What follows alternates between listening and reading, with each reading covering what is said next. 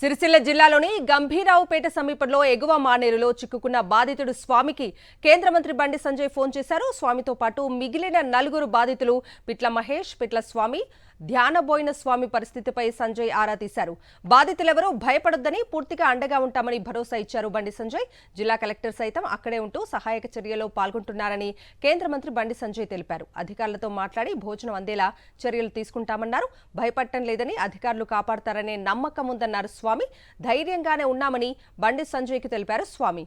అనంతరం డ్రోన్ ద్వారా వారికి భోజనం పంపారు అధికారులు.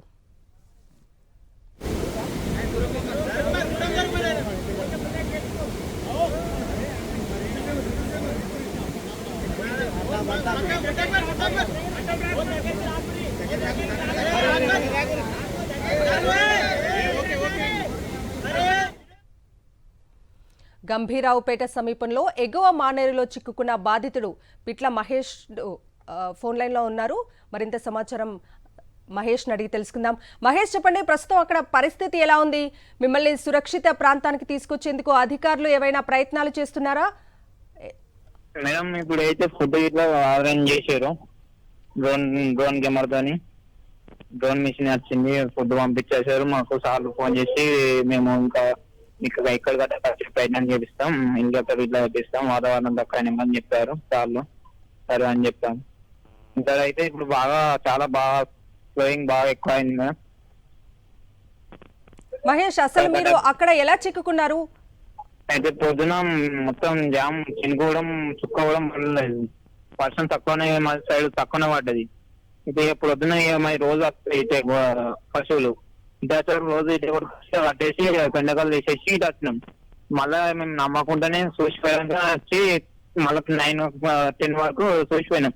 చూసి ఇట్లా వస్తున్నాం. మళ్ళీ గోదలు పశువులను అటు దాటకూడదాం అనే వరకు ఒకళ్ళు దాటుకుంటే వరకు ఒక ½ లో ఎక్కడ అయిపోయింది. మొత్తం రోడ్ మీకు వచ్చేసి నేను ఇక గోదలు మళ్ళీ పశువులు పుల్ల కిందకి వెళ్ళి తట్టుకుంటే కానీ ఇట్లా అయిపోయినాం.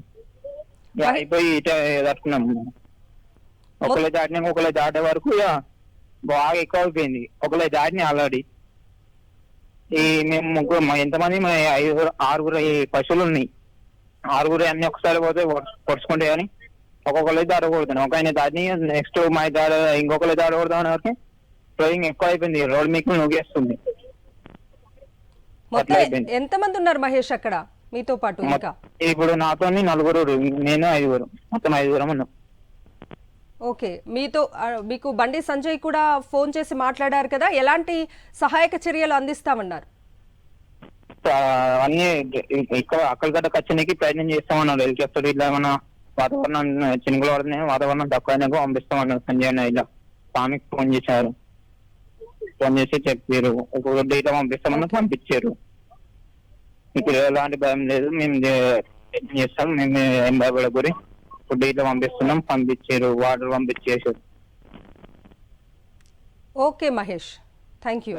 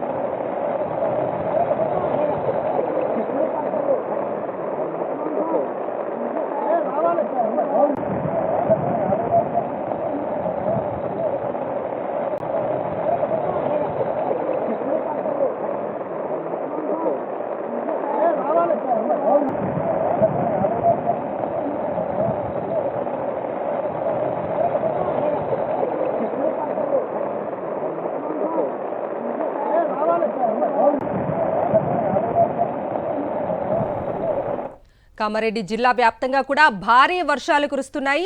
ప్రస్తుతం మనం అక్కడ చూడొచ్చు, అధికారులు రెస్క్యూ చేసి ప్రజలను సురక్షిత ప్రాంతాలకు తరలిస్తున్న దృశ్యాలు కూడా మనకు స్క్రీన్ మీద కనిపిస్తూ ఉన్నాయి. కామారెడ్డి జిల్లా వ్యాప్తంగా భారీ వర్షాల నేపథ్యంలో అనేక ప్రాంతాలు కూడా జలమయమయ్యాయి. పూర్తిగా ఇళ్లలోకి వరద నీరు చేరడంతో ఆ బాధితులను సురక్షిత ప్రాంతాలకు రెస్క్యూ చేసి అధికారులు తరలిస్తున్న దృశ్యాలు మనకు స్క్రీన్ మీద కనిపిస్తున్నాయి.